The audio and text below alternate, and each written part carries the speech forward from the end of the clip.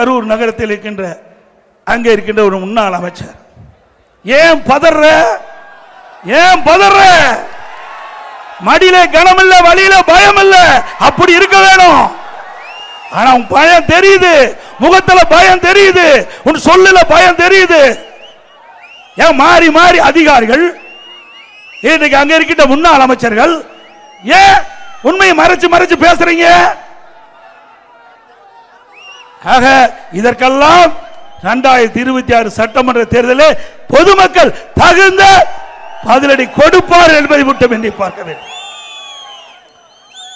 அங்க இருக்கின்ற முன்னாள் அமைச்சர், அங்க இருக்கின்ற கரூர் சட்டமன்ற உறுப்பினர் நினைத்துக் கொண்டிருக்கின்றார், பணத்தை கொடுத்து மக்களை விலைக்கு வாங்கி விடலாம் என்று. ஒரு முறை மக்கள் ஏமாந்து விட்டார்கள், இனி மக்கள் ஏமாற மாட்டார்கள்.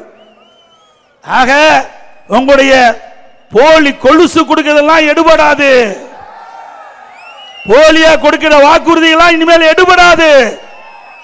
அரவக்குறிச்சி சட்டமன்ற தேர்தல் இடைத்தேர்தல் வருகின்ற பொழுது அங்க இருக்கின்ற தாழ்த்தப்பட்ட மக்களுக்கு வீடு கட்டுவதற்கு 3 சென்ட் நிலம் தானாக அப்பொழுது நிறுத்தப்பட்ட அந்த வேட்பாளர் தன்னுடைய சொந்த பணத்தில் வாங்கி கொடுப்பதாகவும் சொந்தமாக வீடு கட்டி தருவதாகவும் 25,000 பேருக்கு வாக்குறுதி கொடுத்து அந்த வாக்குறுதி நிறைவேற்றப்பட வேண்டும்.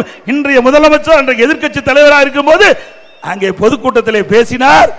அத்தனையும் வெற்றி செய்ய அறிவிப்பு, அத்தனையும் ஏமாற்றி விட்டார். அதெல்லாம் அந்த மாவட்ட மக்கள் பார்த்து கொண்டிருக்கின்றார்கள். எப்பொழுது தேர்தல் வரும் என்று மக்கள் எதிர்பார்த்து கொண்டிருக்கின்றார்கள்.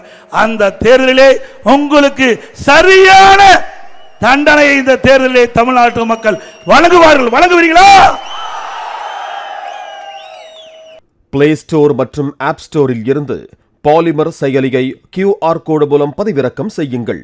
செய்திகளை உடனுக்குடன் பெறுங்கள்.